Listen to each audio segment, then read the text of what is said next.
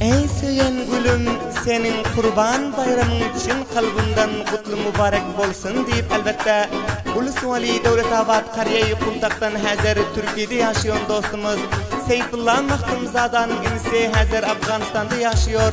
Kaybullah Can Mahtumzada'nın öz buyruğunu ve öz fermayışı bilen okuyoruz. Şairimiz Ahmet Sadat'ın şiiri.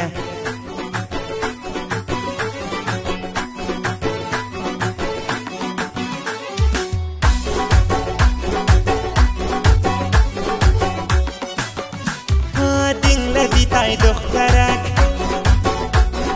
Mana dinle sen gerek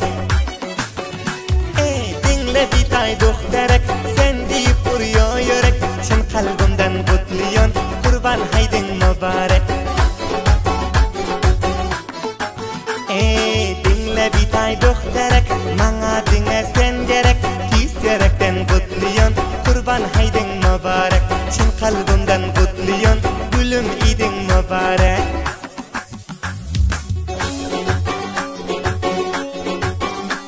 Oh yeah.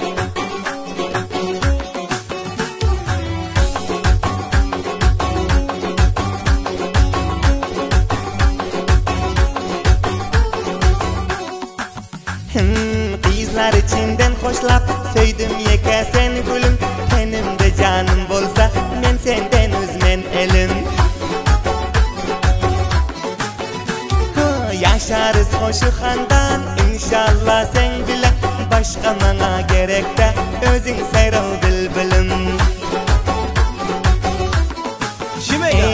Dinle bitay doktorak Mana dinle sen gerek Tiz yürekten kutluyon Kurban haydin mübarek Çin kalbimden kutluyon Gülüm idin mübarek Çak çak. Hey.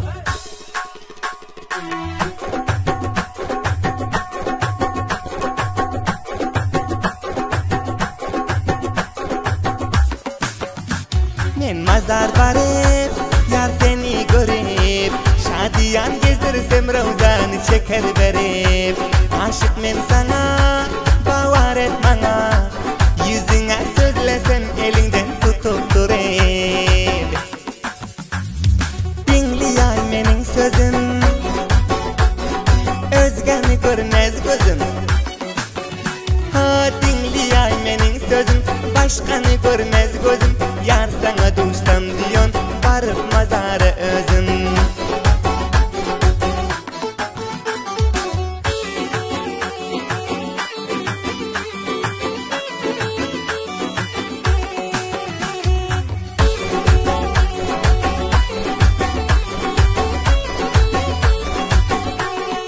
Aha.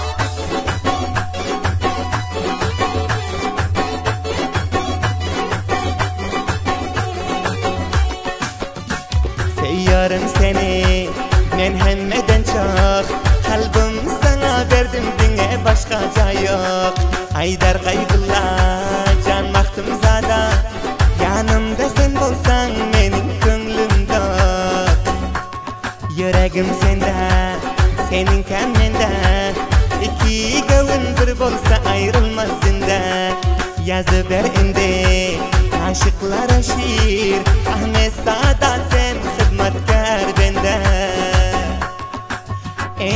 Dinle bitay doktorak Mana dinle sen gerek Tiz yürekten kutluyon Kurban haydin mübarek Çin kalbimden kutluyon Gülüm idin mübarek